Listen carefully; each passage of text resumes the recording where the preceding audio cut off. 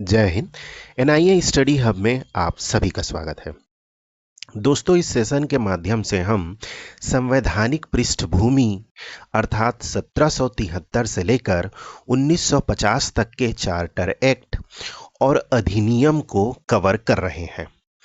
आज का सेशन तीसरा सेशन है।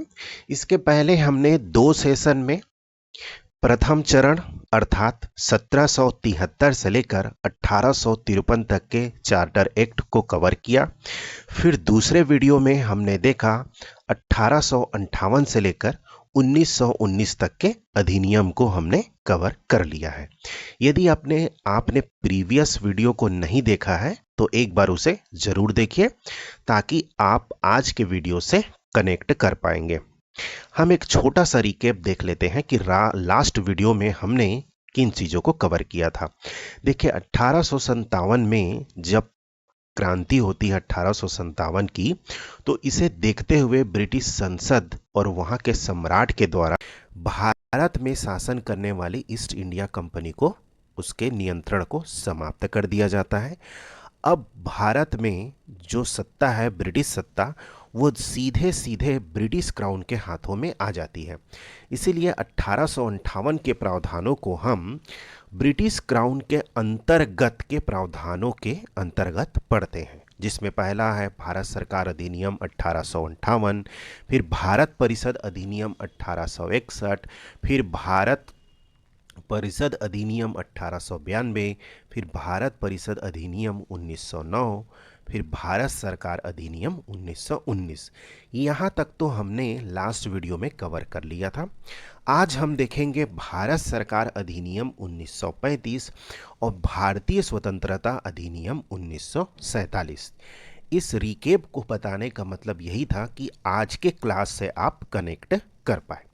तो चलिए आज के सेशन की शुरुआत हम करते हैं।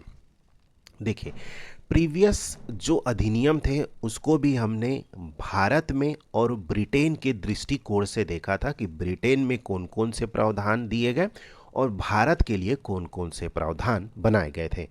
तो हम देखते हैं भारत सरकार अधिनियम में भारत के लिए कौन कौन से प्रावधान बनाए गए थे। इसे भी हम दो पार्ट में देखते हैं ताकि हमें समझना आसान हो जाए। पहले हम देखते हैं केंद्रीय स्तर पर और दूसरा हम देखते हैं राज्य स्तर पर। तो पहले देखते हैं केंद्रीय स्तर पर। केंद्रीय स्तर पर पहला प्रावधान किया गया था एक अखिल भारतीय संघ की स्थापना का प्रावधान।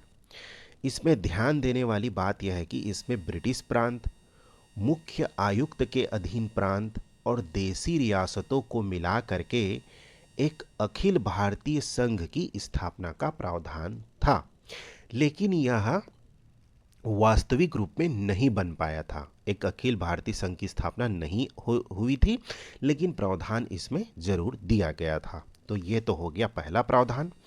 द्वितीय प्रावधान की ओर बढ़ते हैं। इसमें था केंद्र में द्वैध शासन की स्थापना का प्रावधान था। देखिए, 1919 के अधिनियम के तहत लागू किए गए प्रांत में द्वैध शासन को समाप्त कर केंद्र में द्वैध शासन को लागू किया गया। अर्थात 1919 में हमने प्रांत में लागू किया था, अब उसको समाप्त किया गया और अब केंद्र में लागू कर दिया गया। तो वही दो विषय थे इसमें, आरक्षित विषय विदेश, रक्षा, वित्त, जनजाति और धार्मिक मामले। हस्तांतरित विषय में वे सभी विषय जो आरक्षित विषय में नहीं थे। कुल मिलाकर देखिए, वर्तमान की परिस्थिति में जैसे केंद्र सरकार के पास विदेश मामले होते हैं, रक्षा मामले होते हैं, है ना, तो यही प्रक्रिया धीरे धीरे विकसित हो करके हमारे संविधान में शामिल किया गया। और 1935 का जो प्रावधान है, इसका भारतीय संविधान का 60% प्रावधान तो 1935 के प्रावधान से ही लिया गया है, इसलिए यह काफ़ी इम्पोर्टेंट हो जाता है। नेक्स्ट प्रावधान की ओर आगे बढ़ते हैं। इसमें है समस्त विषयों का बंटवारा 3 सूचियों में किया गया, केंद्रीय सूची, राज्य सूची और समवर्ती सूची। वर्तमान में देखिए तो 7वीं अनुसूची में 3 सूचियों का प्रावधान है ना, तो यही सीधे सीधे भारतीय संविधान में लिया गया है। अवशिष्ट शक्तियां वायसराय के हाथों में, मतलब ऐसी शक्तियां जो किसी सूची में शामिल नहीं है, वो अभी क्या है, केंद्र सरकार के हाथों में होती है। तो इसमें क्या थी, वायसराय के हाथों में थी। इसमें एक संघीय न्यायालय की स्थापना का प्रावधान था, और यह कहाँ था, दिल्ली में स्थापित करने का प्रावधान था। इसके विरुद्ध अपील प्रीवी काउंसिल में की जाती थी। हमने पहले भी देखा था प्रीवी काउंसिल कहाँ था, ब्रिटेन में। वो भी एक क्या थी, न्यायिक व्यवस्था थी, है ना। यहाँ पे जो नियुक्ति होती थी वो सम्राट के द्वारा होती थी, और प्रथम मुख्य न्यायाधीश कौन थे, मॉरिस ग्वेयर थे। ये पूछा जा सकता है। फिर नेक्स्ट देखते हैं हम, संघ लोक सेवा आयोग का गठन। प्रांतीय लोक सेवा एवं संयुक्त लोक सेवा आयोग के गठन से संबंधित प्रावधान था। अभी जो यूपीएससी है और हमारे स्टेट में जो पीएससी होते हैं, है ना, या हम कहीं उसको पीएससी बोलते हैं, कहीं दूसरे नामों से भी जानते हैं, तो इसका प्रावधान किया गया था इसी एक्ट के माध्यम से। एक केंद्रीय बैंक की स्थापना का प्रावधान, तो आरबीआई की स्थापना कब हुई थी दोस्तों, आप एक बार बताइएगा, क्योंकि आपने इकोनॉमिक्स अच्छे से पढ़ा होगा या फ्यूचर में पढ़ेंगे। तो उसकी स्थापना हुई थी 1934 के एक्ट के माध्यम से, और ये 1935 में प्रावधान किया गया था एक केंद्रीय बैंक की, तो यही आगे चल के आरबीआई की स्थापना होती है। ये क्लियर हो गया। बर्मा को भारत से पृथक किया गया, मतलब आज जो म्यांमार देखते हैं, जिसका पहले नाम रंगून भी जिसको कहा जाता था, वही अब क्या हो गया, म्यांमार हुआ। तो इसको भारत से पृथक कर दिया गया। सिंध व उड़ीसा को पृथक प्रांत का दर्जा दिया गया। इसी के द्वारा सिंध राज्य को बनाया गया था, जो आज पाकिस्तान का भाग है। उड़ीसा को बनाया गया इसी एक्ट के माध्यम से। अब हमने देखा केंद्रीय स्तर पर, अब हम देखते हैं प्रांतीय स्तर पर कौन कौन से प्रावधान किए गए। तो प्रांतों को स्वायत्तता प्रदान की गई। प्रांतीय सरकार को भारत सचिव एवं वायसराय के नियंत्रण से हटाकर सीधे क्राउन के प्रति उत्तरदायी बना दिया गया। स्वायत्तता का मतलब है कि वो तो आपके अधीन रहेंगे, लेकिन वो अपने डिसीजन खुद लेंगे, तो ये कहा जाता है स्वायत्तता। जैसे क्या होता है कि राज्य क्या है, स्वायत्त होते हैं, अपना डिसीजन स्वयं लेते हैं, हर चीज़ों के लिए केंद्र सरकार के ऊपर क्या होते हैं, डिपेंड नहीं होते हैं, है ना। दूसरी ओर आपने देखा होगा यूजीसी, ये भी एक क्या है, स्वायत्त संस्था है। निर्वाचन आयोग, ये भी क्या है, एक स्वायत्त और स्वतंत्र संस्था है ना। तो ये भी क्या हो गया, प्रांतों को स्वायत्तता प्रदान कर दी गई। अब वो क्या था, भारत सचिव जो ब्रिटेन में बैठता था और भारत में वायसराय के नियंत्रण से हटा दिया गया और सीधे सीधे क्राउन के प्रति उत्तरदायी बना दिया गया। अब जो भी प्रांत डिसीजन लेंगे वो किसको डायरेक्ट बताएंगे, क्राउन को वो रिपोर्ट करेंगे। सभी सदस्यों का निर्वाचन अब सीधे तौर पे होता था। जैसे आप हिस्ट्री में पढ़ते हैं तो पहला चुनाव कब हुआ था, जैसे 1937 में। क्यों हुआ था, क्योंकि 1935 में हमने प्रावधान कर दिया कि सीधे सीधे चुनाव अब प्रत्यक्ष निर्वाचन के माध्यम से होगा। इसीलिए 1937 में चुनाव हुआ। कब, 1937 में। और वो क्यों हुआ, 1935 के प्रावधान के माध्यम से। यहाँ तक आपको अच्छे से क्लियर हो गया होगा, आई होप। सांप्रदायिक निर्वाचन पद्धति का विस्तार किया गया। इसमें हरिजनों को, महिलाओं को और श्रमिकों को भी पृथक प्रतिनिधित्व दिया गया। जैसे आपने देखा कि 1909 से सांप्रदायिक निर्वाचन पद्धति का शुरुआत हुई थी, फिर 1919 में उसे और बढ़ाया गया, फिर 1935 में इसे और विस्तारित कर दिया गया। ब्रिटेन में क्या हुआ, भारत में तो हमने देख लिया। ब्रिटेन में अब भारत परिषद का अंत कर दिया गया। भारत परिषद कौन होता था दोस्तों, जो भारत सचिव या भारतीय मंत्री थे, उनको सहायता देने के लिए एक भारत परिषद का गठन किया गया था, है ना। तो इस भारत परिषद को अब इसको समाप्त कर दिया गया। चलिए, 1935 का अधिनियम काफ़ी डिटेल में हमने पढ़ा है, इसको आप बहुत अच्छे से कवर कर लीजिएगा। फिर आता है दोस्तों भारतीय स्वतंत्रता अधिनियम 1947। देखिए ये क्या था, माउंटबेटन योजना पर आधारित था। माउंटबेटन ने, आप हिस्ट्री में पढ़ेंगे, भारत में भारत का विभाजन और कैसे भारत में सत्ता का हस्तांतरण किया जाए, इसके लिए माउंटबेटन ने एक प्रस्ताव बनाया था, एक योजना बनाई थी। इसी को क्या किया गया था, एज इट इज ब्रिटिश सरकार ने अडॉप्ट कर लिया था, स्वीकृत कर लिया था, और उसी को ही भारतीय स्वतंत्रता अधिनियम कह दिया गया। 3 जून योजना भी जिसको हम बोलते हैं, माउंटबेटन योजना को, तो इसको एज इट इज इस योजना को भारतीय स्वतंत्रता अधिनियम में शामिल कर दिया गया था। इसमें 18 जुलाई 1947 को इसको स्वीकृत किया गया, और इसी क्रम में हम फिर आगे स्वतंत्रता की गतिविधियों को देखते हैं। तो इसमें क्या क्या प्रावधान किए गए थे? इसमें ब्रिटिश राज की समाप्ति कर दी जाएगी। 15 अगस्त 1947 को 2 डोमिनियन राज्यों पाकिस्तान एवं भारत राज्य की स्थापना की जाएगी।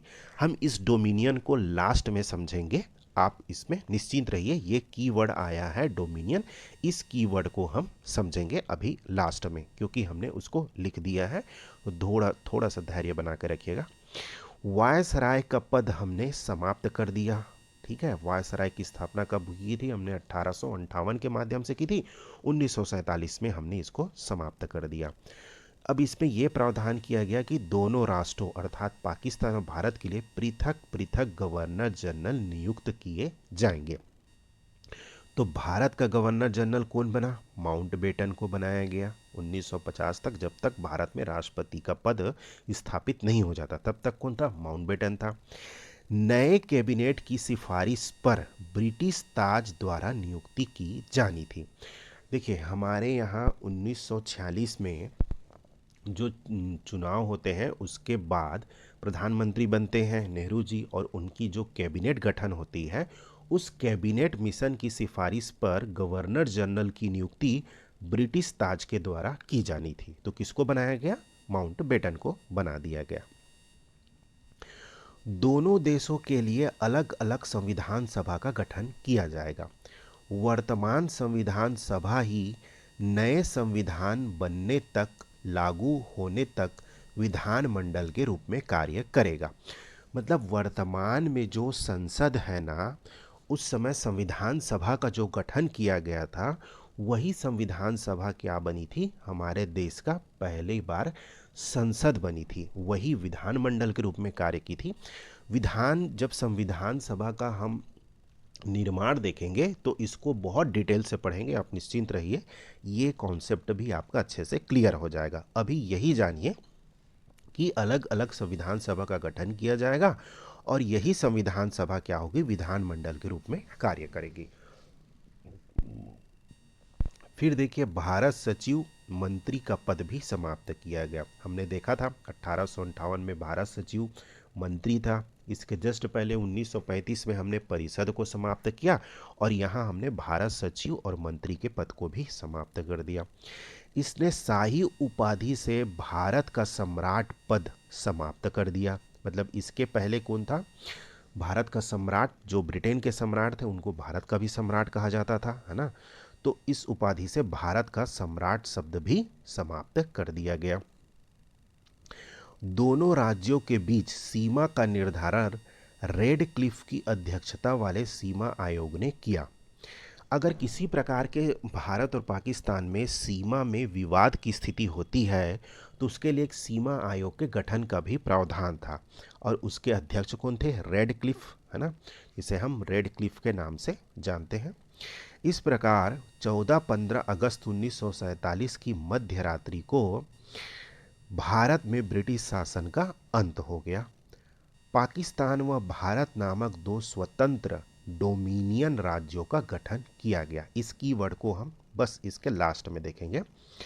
15 अगस्त 1947 से 26 जनवरी 1950 तक भारत का राजनीतिक दर्जा ब्रिटिश राष्ट्रकूल के औपनिवेशिक राज्य का था। भारत स्वतंत्र तो हो गया था, लेकिन भारत का जो मुखिया था, मतलब ब्रिटिश जो गवर्नर था, उसकी नियुक्ति कौन करता था? उसकी नियुक्ति तो सम्राट ने ही की थी। इसीलिए भारत का जो 15 अगस्त से 26 जनवरी 1950 तक जो हमारा दर्जा था, राजनीतिक दर्जा था, वो क्या था? औपनिवेशिक राज्य का था। मतलब भारत इस समय तक औपनिवेशिक राज्य था, जब तक कि हमारे देश के मुखिया मतलब राष्ट्रपति का चुनाव नहीं हो जाता, तब तक माउंटबेटन हमारे यहाँ क्या थे? पहले माउंटबेटन बनते हैं, उसके बाद फिर राजगोपालाचारी बनते हैं। तब तक क्या होता है? कि ये औपनिवेशिक राज्य का ही दर्जा दिया जाता है। ठीक है, फिर आते हैं डोमिनियन स्टेटस किसे कहा जाता है। ब्रिटिश क्राउन ब्रिटिश साम्राज्य के अधीनस्थ जो अर्ध स्वतंत्र संस्थाएं थी, सत्ताएं थी, उन्हें स्वायत्त उपनिवेश या डोमिनियन कहा जाता था। मतलब ब्रिटेन के अंतर्गत, ब्रिटेन ने क्या था, लगभग लगभग 90 देशों में राज किया था, अमेरिका भी उसके अधीन था। लेकिन क्या होती थी, ब्रिटेन पहले क्या करता था, उनको अर्ध स्वतंत्र करता था। तो जो अर्ध स्वतंत्र सत्ताएं होती थी उन्हें ही डोमिनियन कहा जाता था, यानी उपनिवेश कहा जाता था, स्वायत्त उपनिवेश। यानी कुछ अधिकार तो दिए गए हैं, लेकिन अभी भी मुखिया क्या है, वो ब्रिटेन के सम्राट के द्वारा ही क्या हो रहे हैं, उनकी नियुक्ति हो रही है।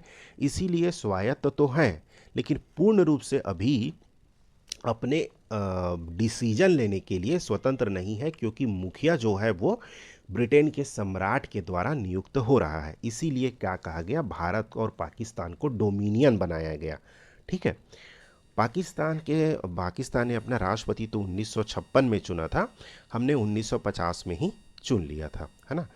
तो दोस्तों, आई होप आपको ये सेशन अच्छा लगा होगा। हमने कंप्लीट कर लिया पूरा संवैधानिक विकास को। 1858 से 1773 से हमने देखा 1853, फिर 1858 से हमने देखा 1947 तक। नेक्स्ट सेशन में हम अब भारतीय संविधान के निर्माण की प्रक्रिया को देखेंगे और उसकी विशेषता को देखेंगे। तो यदि आपने हमारे चैनल को सब्सक्राइब नहीं किया है तो काइंडली सब्सक्राइब कर लीजिए। अच्छा लगा होगा, ये सेशन आपके लिए हेल्पफुल लगा होगा तो इसे आप बिल्कुल लाइक कीजिए। कुछ दिक्कत होगी तो कमेंट करिए और ज़्यादा से ज़्यादा लोगों तक शेयर कीजिए, ताकि NIA परिवार को ग्रो करने में आप हमारी मदद कर सके। Thank you so much. जय हिंद।